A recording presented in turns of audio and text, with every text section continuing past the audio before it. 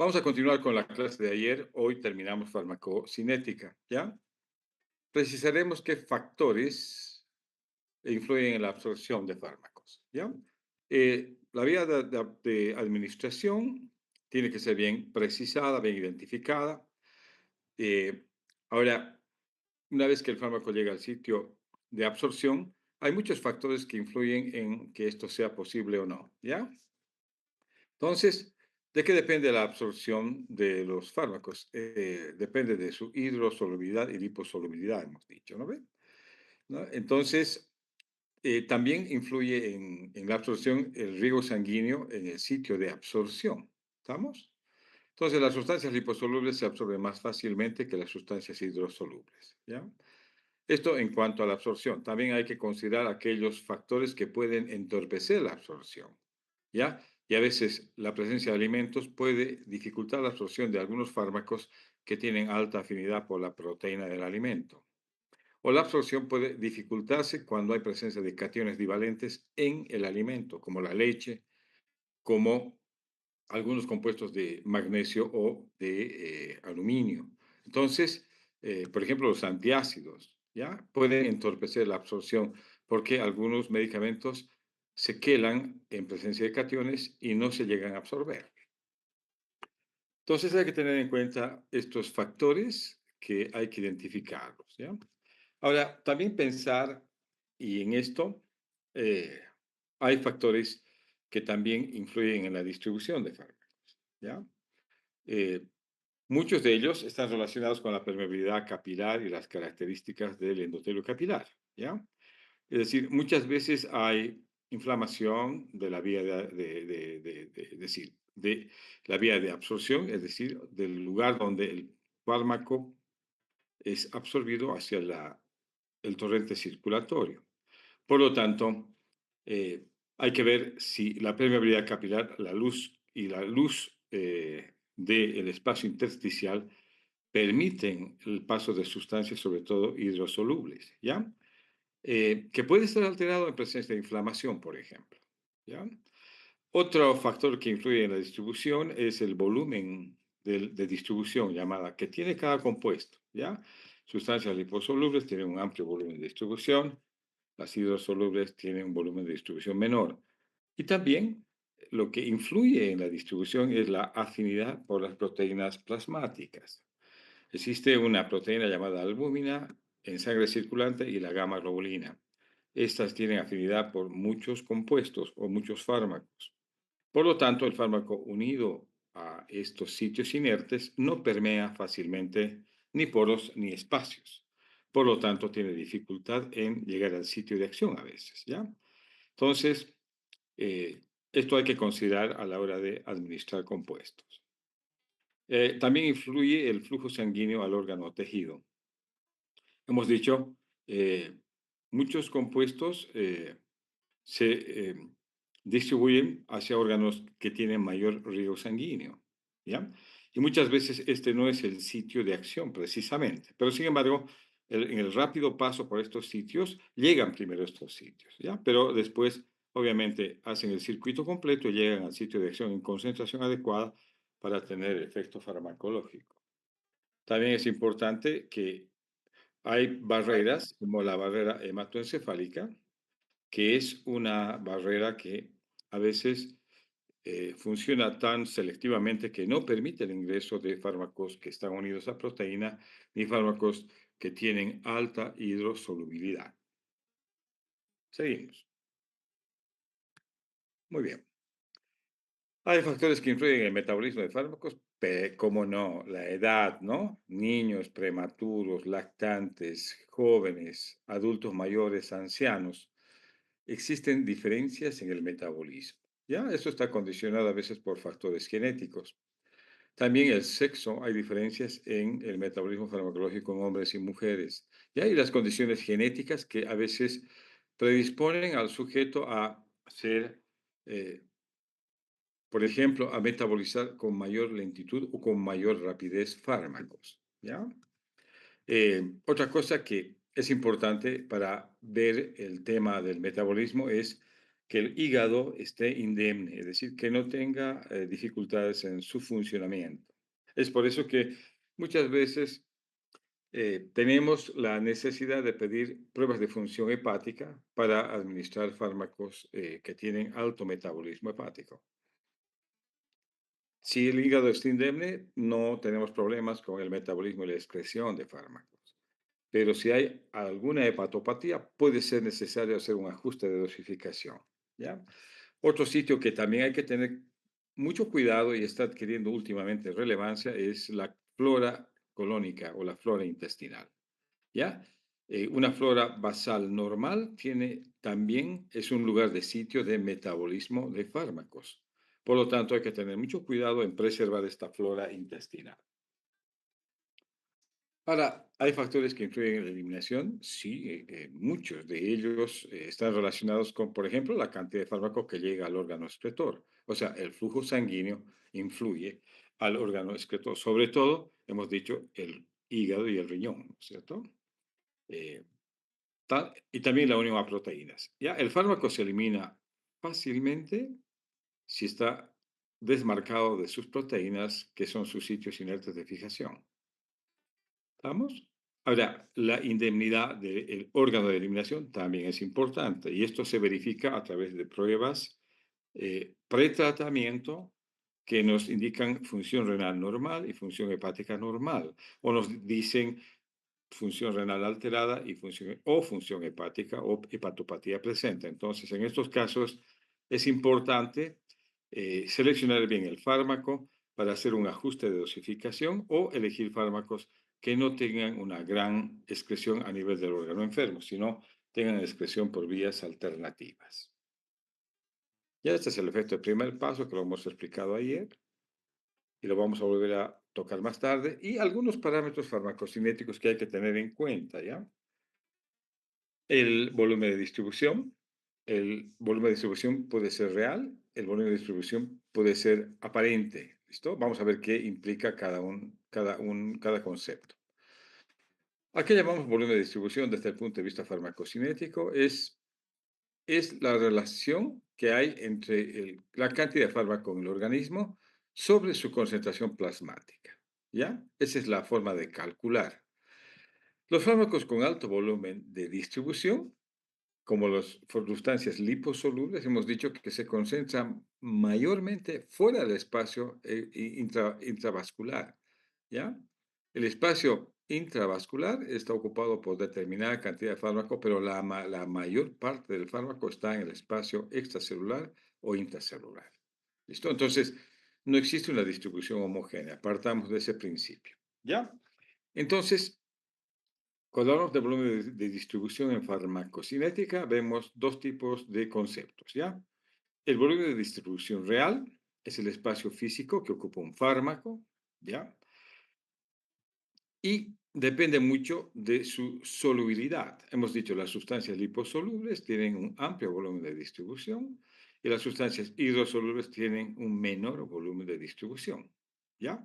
Lo más importante es de que en la realidad, cuando hay fármacos que están, digamos, beneficiados por la liposolubilidad, estos tienen un volumen de distribución amplio y las concentraciones del fármaco en diferentes compartimientos son distintas, ¿ya?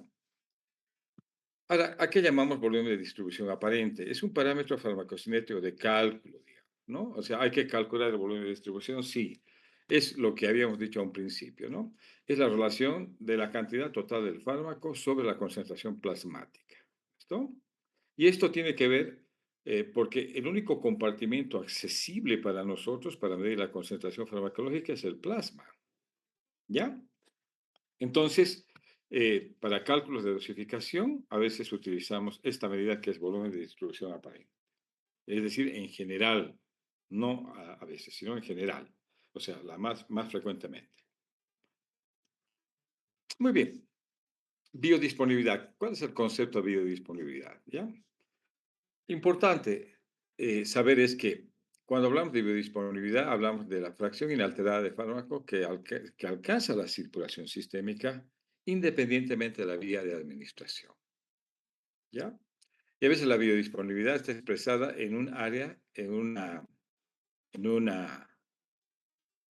digamos, en una gráfica, en una área bajo la curva. Es decir, no se permite el, es decir, se precisa mejor esta biodisponibilidad cuando vemos en una curva de Gauss el área bajo la curva. Enseguida vamos a ver una curva de Gauss y vamos a explicar qué significa esto. ¿Ya? Entonces, en este espacio del área bajo la curva, sabemos que el tiempo de concentración es proporcional a la dosis. Sí, la concentración es proporcional a la dosis, ¿ya? Y obviamente, y al grado de biodisponibilidad de un fármaco. ¿Estamos? Entonces, dosis, concentración en el sitio de acción y biodisponibilidad son dos, sí, son conceptos que nos hacen pensar en un parámetro para medir, a veces, tomar en cuenta y medir el intervalo de dosificación, ¿no es cierto? Y ver en qué momento alcanzamos la concentración estable, ¿ya? Entonces, biodisponibilidad es qué fracción de fármaco llega a la circulación independientemente de la vía por el que fue administrado, ¿ya? Y aquí tenemos una especie de cuadro que nos compara un poco las diferentes vías de administración y la biodisponibilidad que tienen cada una de ellas, ¿ya? La vía intravenosa es el 100%, es de inicio más rápido. Es decir, el efecto farmacológico se inicia más rápidamente, ¿ya? La vía intramuscular y subcutánea tiene más o menos la misma biodisponibilidad, solo que la vía intramuscular se diferencia de la subcutánea porque permite la inyección de grandes volúmenes, a menudo factibles, de medicamento. En cambio, por la vía subcutánea solamente es posible administrar volúmenes pequeños, pero la característica de estos fármacos es que tienen que ser liposolubles, ¿ya? La vía oral es una vía común, fíjate, tiene una biodisponibilidad muy variable, pero obviamente esto es así porque no solamente la absorción puede ser variable o puede estar afectada, sino porque también hay efecto de primer paso, ¿ah? Y el efecto de primer paso puede variar mucho la biodisponibilidad de un compuesto, ¿ya? Luego tenemos la vía rectal, que también tiene una biodisponibilidad entre 30 y menos a 100. Eh, Tiene el problema también de tener efecto de primer paso, pero en menor proporción, digamos, ¿ya? En menor proporción. La vía inhalatoria es una buena vía, sobre todo para líquidos y gases volátiles, hemos dicho. Es de inicio rápido, pero tiene una disponibilidad también variable, ¿ya? Y finalmente, la vía transdérmica es una buena vía para fármacos que tienen larga duración de acción, ¿ya? Es una vía de absorción lenta. Muy bien. Otro concepto que tienen ustedes que saber es qué es vida media, ¿ya? Vida es tiempo, ¿ya? Es el tiempo que necesita un fármaco para caer en su concentración a la mitad. Eso es lo que, ¿no? Ese es el concepto de vida media. O si vemos por otro lado, es el tiempo que necesita un fármaco para llegar a un 50% de su concentración estable, digamos. Ya, es otro concepto de vida media. ¿Estamos? Ahora, aquí está la curva de Gauss, les dije, ¿no es cierto? Vamos a ver esta curva de Gauss. Es importante porque nos refleja cómo se comporta un fármaco cuando llega al torrente circulatorio. ¿Ya? Fíjate, a un principio la dosis hace que el efecto sea más o menos lineal hasta cierto punto. Pero llega un momento en que se llega al efecto máximo y luego empieza a decaer la concentración del fármaco en forma de campana. ¿Ya? Toda esta área bajo la curva significa duración de acción, ¿ya? Y esto es un parámetro equivalente a biodisponibilidad. ¿Listo? Ahora, ¿qué podemos también explicar en esta curva? Es que el intervalo o el espacio que hay entre la dosis mínima efectiva y la dosis máxima efectiva es la llamada ventana terapéutica, y esto es el margen de seguridad de un fármaco. Mientras más amplia la ventana, mayor variación en la dosificación sin riesgo de toxicidad. Pero mientras más estrecha sea esta ventana terapéutica, mucho cuidado con las variaciones de dosis. ¿Ya?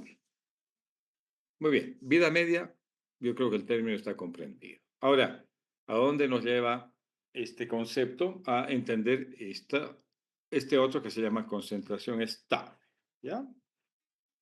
Conocida en inglés como steady state, ¿ya?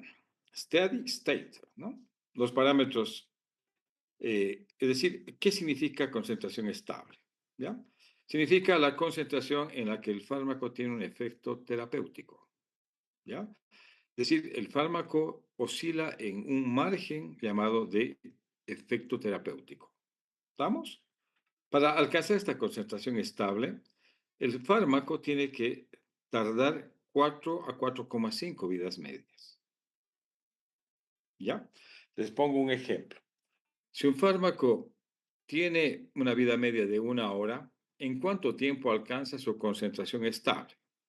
En 4 horas o 4 horas y media, ¿no es cierto? ¿Y qué significa alcanzar la concentración estable? Significa que el fármaco tiene efecto terapéutico, ¿no es cierto? Y es un efecto terapéutico estable o continuo, ¿ya? Ahora, ¿qué pasa con aquellos fármacos que tienen una vida media muy prolongada? Pónganse de 8 horas. ¿En cuánto tiempo alcanzarán su concentración estable si son administrados a un intervalo determinado? Más o menos lo que lleva 4 a 4,5 vidas medias. A ver, multipliquen 4 por 8, 32. Entonces, ese fármaco tardará 32 horas en alcanzar su concentración estable.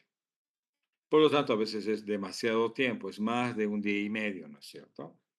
Entonces, para el caso de fármacos que tienen vida media muy prolongada, se aplica el concepto de dosis de carga y vamos a ver después qué significa esto. ¿Ya? Dosis de carga, aquí está.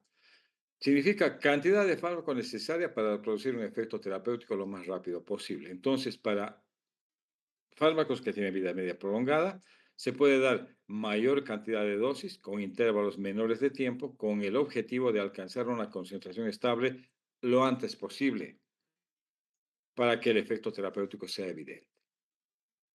¿Ya?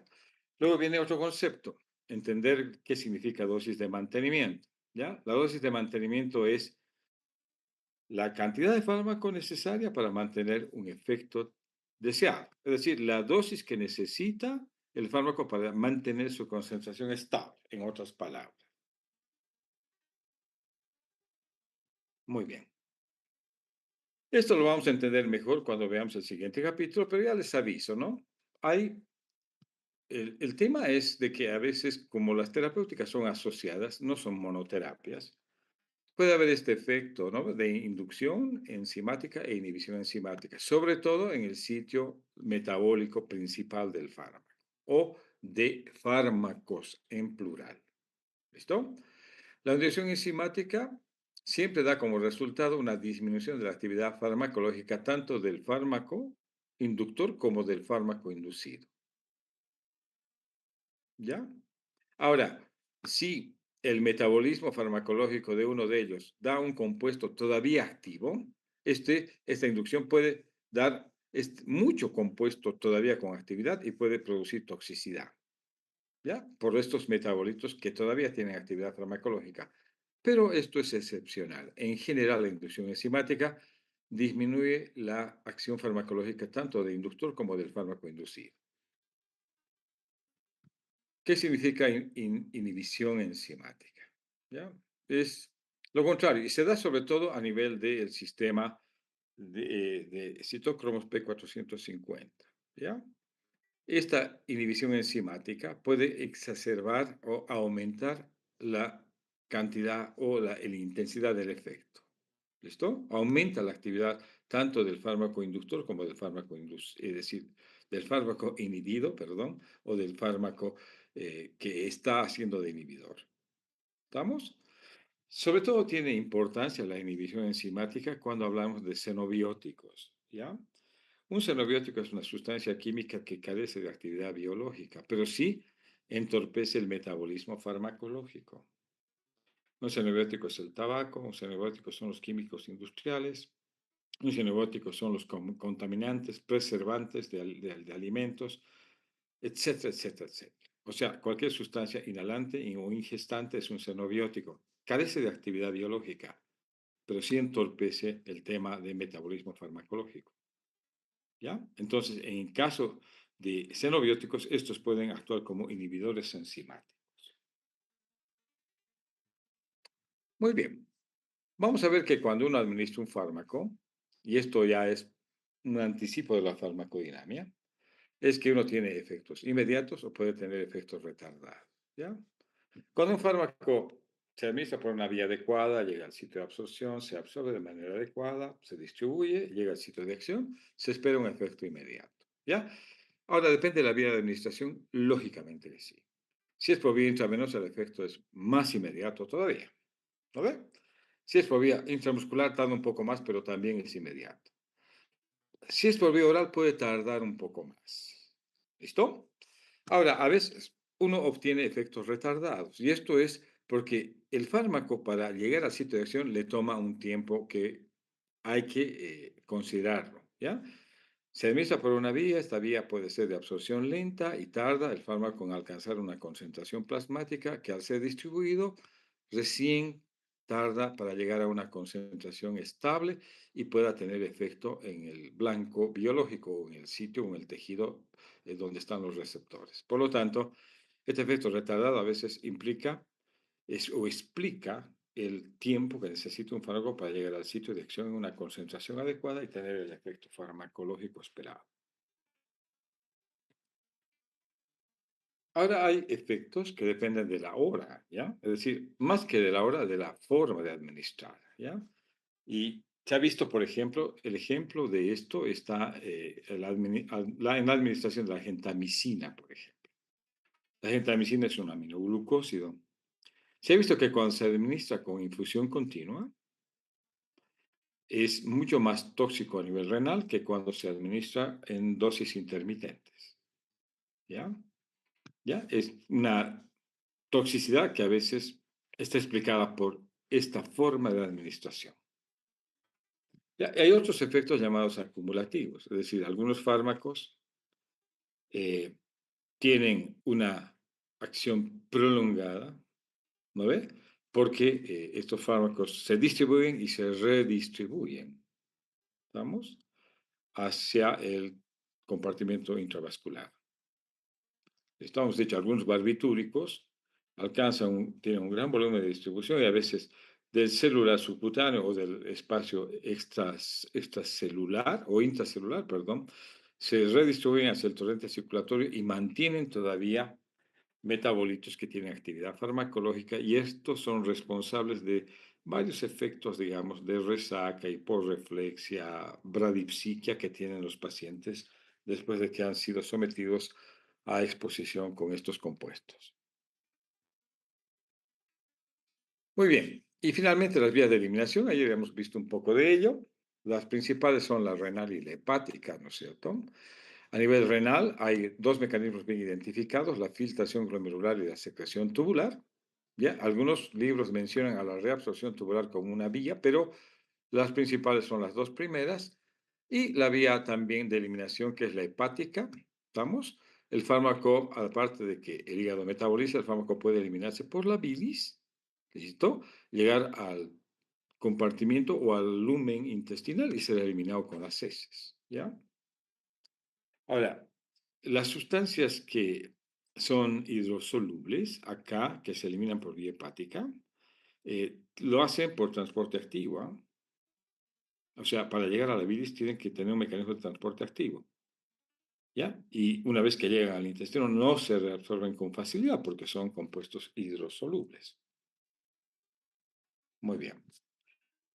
Otras vías de eliminación identificadas son la vía pulmonar, ¿ya? Es una amplia superficie, ¿no? Que puede permitir la eliminación por difusión, ¿ya? Y la vía intestinal, que está acá explicada en el gráfico de la derecha, ¿no es cierto? Hemos dicho, el intestino recibe fármacos que se eliminan por vía biliar y también, ¿no es cierto?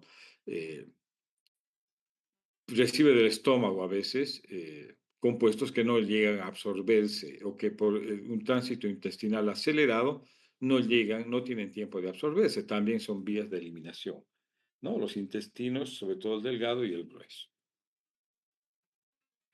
Y esos son las vías de eliminación mayores. Las menores, fíjense, es la vía mamaria, la lactancia, la salivación y la sudoración.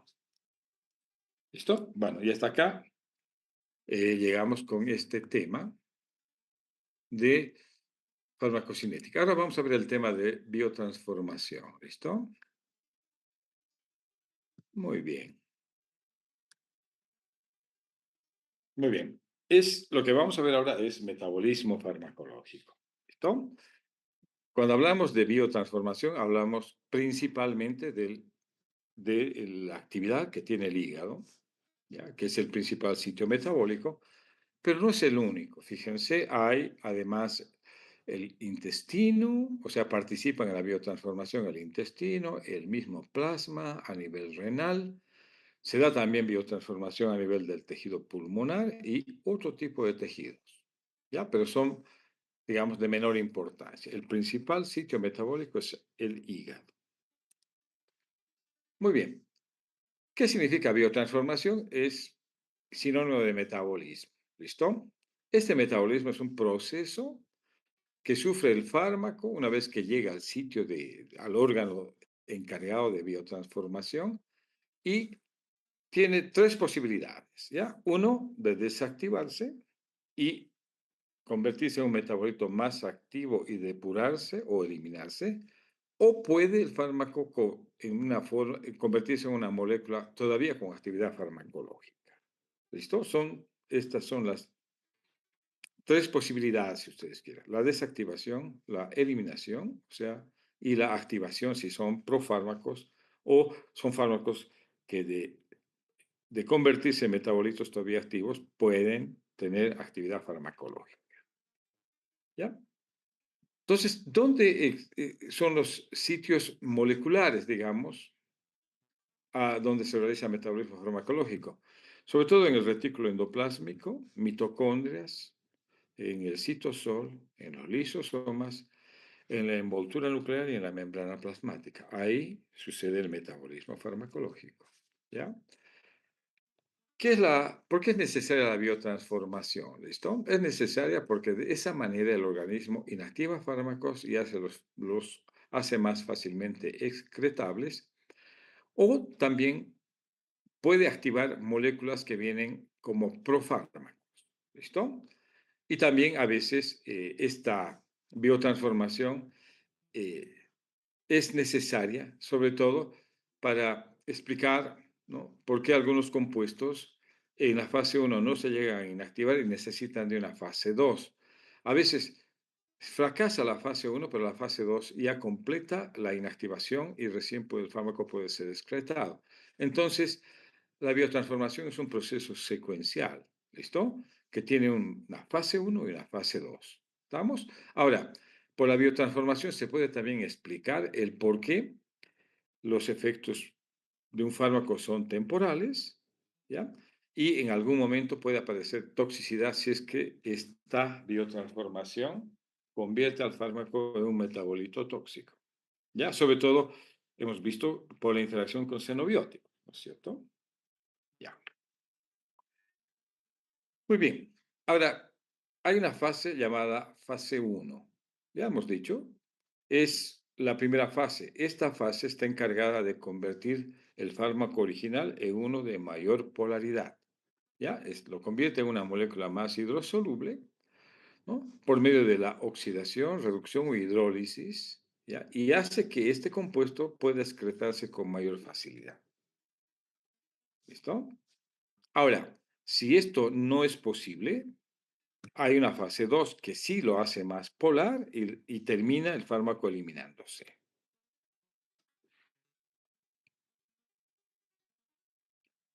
Muy bien. En la fase 2, fíjense, hay lo que se llama la conjugación o síntesis. Digamos, esta fase 2 serviría para convertir al fármaco que todavía tiene actividad farmacológica en un compuesto inactivo, ¿ya? Obviamente, al conjugarse o sintetizarse, vamos a ver cómo son los mecanismos enzimáticos, se convierte en un producto más fácilmente depurable. ¿Ya? Ahora, una situación en la biotransformación ha sido bien estudiada. ¿Ya?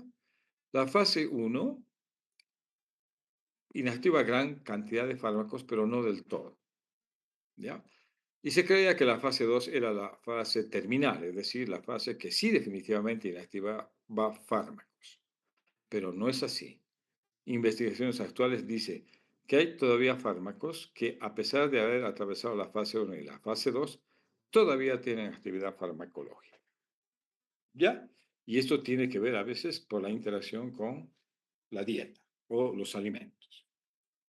¿Ya? Entonces, eh, esto es, a grosso modo, las reacciones de la fase uno y la fase 2. ¿Ya? Ahora, vamos a ver dónde ocurre el sitio principal de biotransformación. Hemos dicho a nivel hepático, ¿no es cierto? ¿Ya? Existen vías alternativas como la mucosa, intestino, plasma, etcétera, etcétera, que intervienen también en la biotransformación. ¿Listo? Ahora, aquí vamos a reforzar un poquito el concepto de lo que es metabolismo del primer paso, ¿no ven? Que es parte de la biotransformación de algunos compuestos que administrados por vía oral, ¿no es cierto? ¿No? Alcanzan la circulación portal, atraviesan el hígado y aquí son inactivados. Por lo tanto, su biodisponibilidad está afectada. ¿Ya? Esto sucede sobre todo a nivel hepático, pero también se ha visto que el intestino, a través de la microbiota, puede también ejercer este proceso de metabolismo del primer paso. Contribuye al metabolismo del primer paso. Bien, ahora sí vamos a ver lo que es la biotransformación y vamos a centrarnos en la fase uno, ¿ya? Intervienen enzimas en esta biotransformación, especialmente las que están en la membrana del retículo endoplásmico liso, ¿ya? Y obviamente actúan en forma combinada con el sistema de oxidasas, ¿ya? ¿Qué sucede a este nivel? Existen oxidaciones en los microsomas, ¿ya?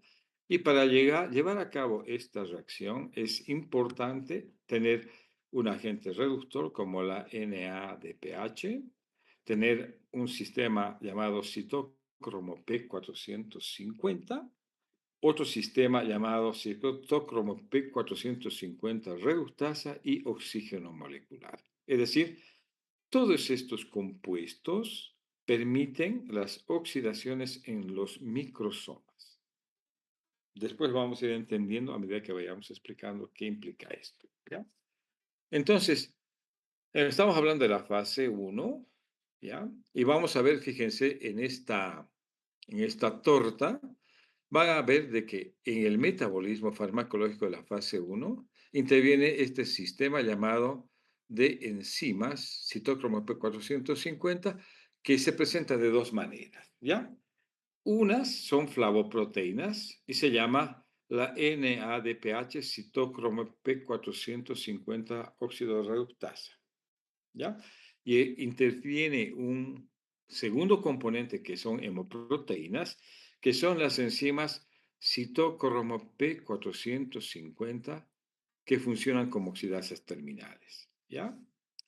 Todas estas tienen diferentes isoformas, ¿ya? Tanto la flavoproteína 1 como la hemoproteína 2, ¿ya?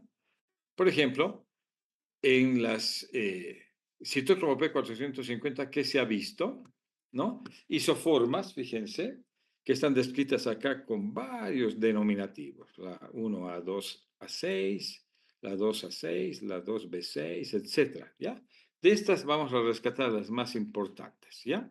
Por ejemplo, la CYP1A2, la 2A6, la 2B6, la 2C9, la 2D6, la CYP1 y la CYP3A4 son las isoformas más importantes en el metabolismo farmacológico. ¿Ya? Si ponemos un porcentaje, mira, en cada una de ellas hay el 15%, el 4%, el 1%, el 20%, el 5% y el 30%. O sea, el contenido de todo este bloque llamado isoformas P450 son responsables de catalizar la mayor parte de fármacos que se usan en terapéutica. ¿Listo? Entonces, es importante no producir interacciones con estos sistemas enzimáticos, ni por fármacos paralelos, ni por xenobióticos. Muy bien. Aquí vamos a entender mejor lo que es la inducción enzimática y la inhibición. Hemos dicho, si hay procesos de inducción por fármacos que inducen, se termina la actividad farmacológica, ¿no ve? Muy rápidamente. O en algún caso puede haber toxicidad por metabolitos activos. Y si hay inhibición enzimática y aquí intervienen los xenobióticos en gran proporción, también puede terminar con incremento de la actividad farmacológica. Puede determinar el incremento de la actividad en algunos fármacos. ¿Ya? Y de repente el efecto es prolongado y a veces hay hasta toxicidad. Muy bien. Vamos a las reacciones de la fase 2. Si la fase uno no neutraliza o no inactiva fármacos, la fase 2 sí lo hace. ¿Ya? Existen muchos medicamentos que todavía con actividad farmacológica ingresan a la biotransformación de la fase 2. ¿Ya? Ahora, ¿qué se produce acá? Hay reacciones de conjugación. ¿Ya? Y aquí les dije, ¿no ve? Esto está influenciado mucho por la dieta, porque esta dieta regula las conjugaciones. ¿Estamos? Ahora, en algunos casos se ha visto de que no hay inactivación completa porque todavía algunos fármacos pueden tener toxicidad porque la dieta no ayuda a la fase 2. ¿Ya? ¿Y de qué hablamos cuando hablamos de reacciones de la fase 2? ¿Ya? Hablamos de reacciones de conjugación, glucuronidación, acetilación y sulfatación. ¿Listo? Todos estos lo que hacen es añaden un grupo hidrófilo a la molécula original y lo convierten en un metabolito inactivo, o sea, aumentan su polaridad y hacen más fácilmente excretable. Pero como te digo, a veces los xenobióticos intervienen muchísimo en entorpecer estas reacciones de la fase 2. ¿Ya? Muy bien. Entonces, en conclusión, la biotransformación permite activar profármacos, inactivar fármacos y un fármaco que es menos polar, convertirlo en más polar para que sea más fácilmente excretable y a veces extraordinariamente puede producir metabolitos tóxicos que tienen todavía actividad farmacológica. ¿Listo? En algunos raros casos, pero hay que considerar esta posibilidad. Muy bien, ahora vamos a ver qué factores influyen en la biotransformación. ¿Listo? ¿Qué factores retrasan, digamos, el metabolismo farmacológico? Uno es la vía de administración. ¿Ya? Es probable de que hay algunas vías que demoran más en o sea, en metabolizar fármacos o que posibilitan que tarde el fármaco en llegar al sitio donde se metaboliza. ¿Listo? Otro factor que influye en el metabolismo farmacológico es que el fármaco esté fijado a proteínas, ¿ya? Cuando un fármaco está fijado a proteínas, primera condición, no tiene actividad farmacológica porque unido a una proteína no puede unirse al receptor. Tiene que liberarse de esa proteína. Ahora, un fármaco unido a proteína tampoco puede eliminarse. Hemos dicho que los principales mecanismos de expresión a veces son la filtración glomerular y la secreción tubular. ¿No ve? Entonces, el fármaco fijado a proteínas no se elimina. ¿Ah? Para ser eliminado tiene que estar disuelto, es decir, lejos de su fijador o de su sitio inerte de fijación. Un cachito. Ya, ahora, ¿hay diferencias individuales? Sí hay diferencias individuales que influyen en la biotransformación. ¿Ya? Primero, existen factores genéticos, evidentemente. Se han identificado que hay en algunas etnias mayor velocidad o menor velocidad en el metabolismo. Y esto es por factores genéticos que condicionan un mayor o menor número de enzimas que metabolizan fármacos. ¿Ya? Estos factores genéticos se pasan de generación en generación a través de caracteres autosómicos recesivos. ¿ya? Ahora, otros factores ambientales, ya hemos explicado muy bien, que son los xenobióticos, ¿ya? Y aquí explicamos algunos, ¿no? El hábito de fumar o trabajadores de industrias donde se exponen a sustancias inductoras, ¿no ve? Sustancias químicas, aceites, sustancias volátiles como la ¿no ve? Gasolina o los lavavajillas, los destapacaños, en fin, hay un montón de sustancias inductoras, ¿ya? Y esto puede influir en la biotransformación, lógicamente, ¿ya? ¿Y esto qué hace difícil? Uno, la dosificación y dos, pueden limitar mucho los efectos terapéuticos de un fármaco, ¿no es cierto? Muy bien. Eh, Hay interacciones fármaco-fármaco y esto tenemos que explicarlo, ¿ya? Eh, Estamos acostumbrados a prescribir a veces muchos compuestos en una misma prescripción, ¿no? En una misma receta va 4 o 5 fármacos, ¿no es cierto? Y esto a veces es un error. Muchos de ellos pueden tener interacciones entre ellos mismos, especialmente en el tema metabólico, ¿listo? Entonces puede haber inducción, inhibición enzimática y esto no debemos nosotros en la prescripción intentar experimentar con estos fenómenos de biotransformación, ¿ya? O de alteración de la biotransformación, ¿no? Ahora, una explicación por el que puede haber inducción o inhibición es que algunos fármacos compiten por el mismo sustrato endógeno, es decir, eligen el mismo mecanismo enzimático, tiene el mismo mecanismo enzimático y compiten, ¿listo? Y ahí puede darse lo que se llama la inducción enzimática. Y obviamente uno de ellos, o el inductor o el fármaco inducido, bajan su actividad farmacológica cuando hay inducción. Y cuando hay inhibición, obviamente hay exacerbación a veces del efecto tóxico de uno de aquellos que deberían metabolizarse y todavía no lo ha hecho. Ahora, también hay enfermedades que afectan a la biotransformación, sí existen, ¿ya?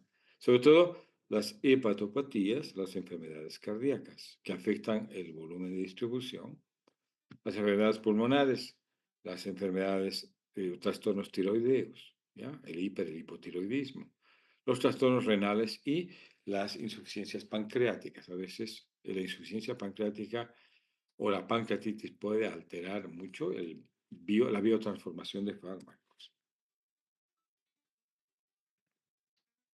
Perdón un ratito.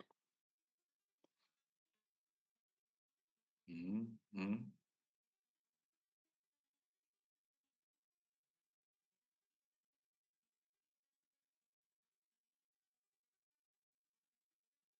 Ya, entonces aquí estábamos, ¿no? Bien.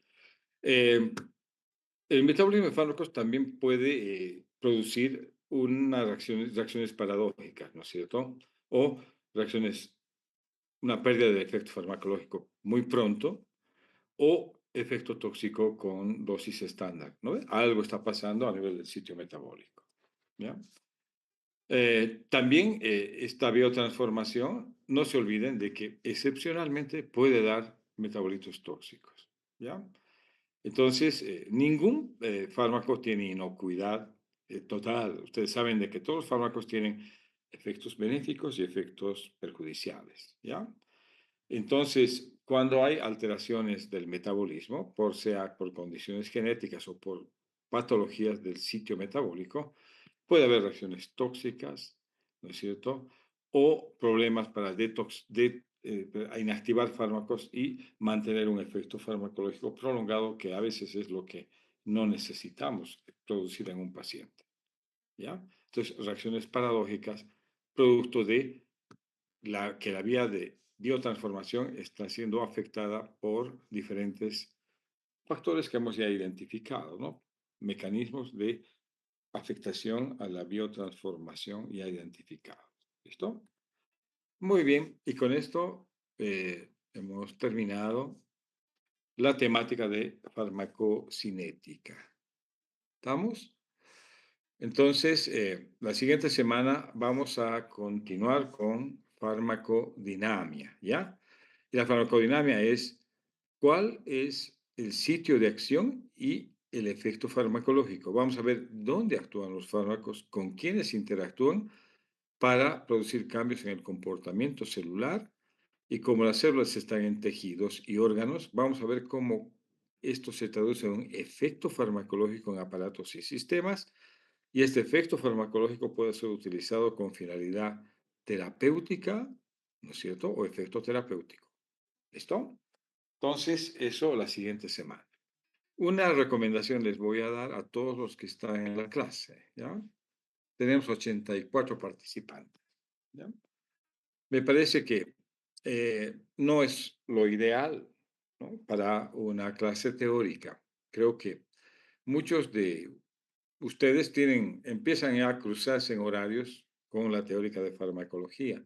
Se dé a la hora que dé, digamos, y muchos de ellos algunos tienen muchos desinterés, ¿no? No algunos, sino muchos están en el tema de priorizar la práctica y no venir a la teórica, ¿no? Yo creo que es un error. Reflexionen un poquito. Otro mensaje que les doy también a todos y bien intencionado. El material que publicamos nosotros de diapositivas son la clase guía que utilizamos para una clase. No quiere decir de que este es el material de estudio. Ojo, ¿ah? El material de estudio es la bibliografía. Ustedes tienen que leer el libro base que es el Katsun. Pero además hay otros libros que coadyuvan a la mejor comprensión, como el Goodman y Hillman, el Rank, ¿no? El Leaping Code. En la bibliografía ustedes van a encontrar, es accesible, pero no vayan a creer ustedes de que las preguntas están en las diapositivas. Ojo, ¿ah? No es así. Las diapositivas son una guía para dar una clase teórica, pero las preguntas y todo lo que es evaluación sale de lo que es el libro, ¿no? El libro en este caso, que es el texto guía Katsu. ¿Listo? Entonces, ¿qué ventaja tiene venir a la clase teórica? La ventaja fundamental es de que acá el docente te ayuda a comprender mejor aquello que a veces que en el libro está y no se entiende en una o dos o tres estudiadas que le des o leídas que le des. ¿Ya? Entonces, acá te hacemos un poco más accesible la comprensión. Y cuando tú vas a hacer tu resumen y haces toda tu preparación para la clase práctica, en la práctica te hacen ejercicios de aplicación, obviamente el circuito de aprendizaje está más o menos completo, ¿no ve? ¿Por qué? Porque sigues ese circuito. Pero si te privas de la primera fase, que es el conocer la información, ya el resto te da una preparación media debilucha y a veces vienes con más dudas que certezas a la práctica. Y esto a veces entorpece mucho tu comprensión. Entonces, con esa recomendación cerramos ahora el capítulo de farmacocinética. ¿Listo? Si hay alguna pregunta, con gusto la respondo. Si no, nos vemos la siguiente semana.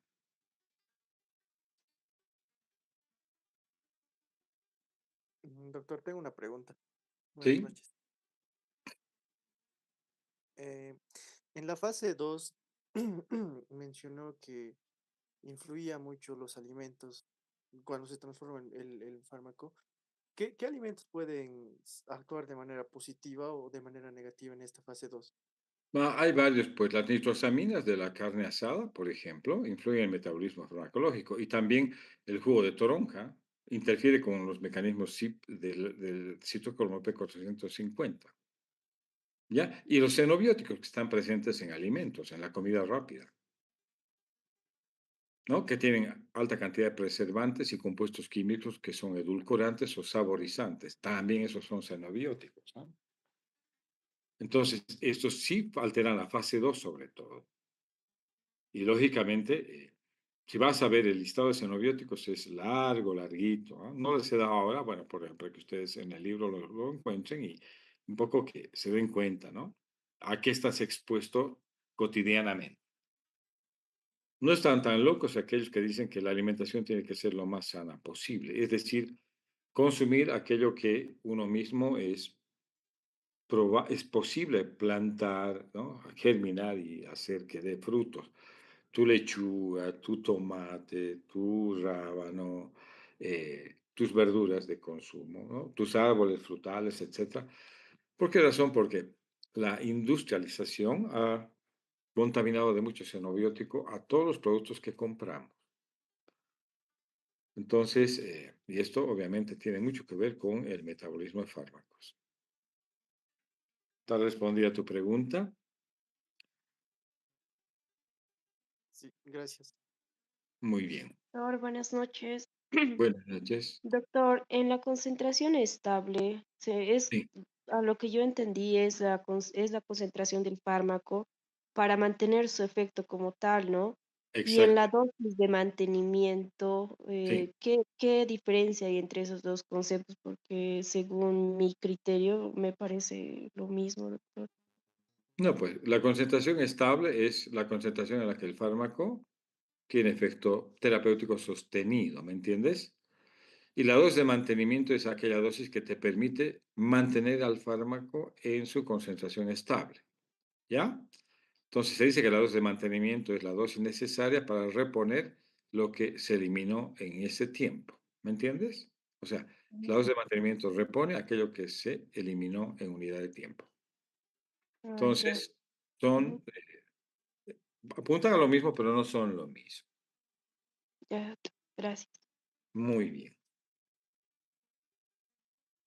muy bien. Nos vemos entonces la siguiente semana, jóvenes. ¿Ya? Doctor, una pregunta. Shalom. Doctor, sobre lo que es la biodisponibilidad, ¿está bien decir que es la capacidad del fármaco de llegar a su receptor diana específico? Perdón, no te he escuchado bien. ¿De qué concepto estás hablando? ¿De? De lo que es la biodisponibilidad. Eh, ya, digamos que es un término que puede explicarse de esa manera desde el punto de vista farmacodinámico, digamos, ¿no? Es la concentración del fármaco en el sitio de acción, ¿no es cierto? ¿Sí? Eso es. O en el órgano diana en el que actúa, también. Se puede explicar de esa manera desde el punto de vista farmacodinámico.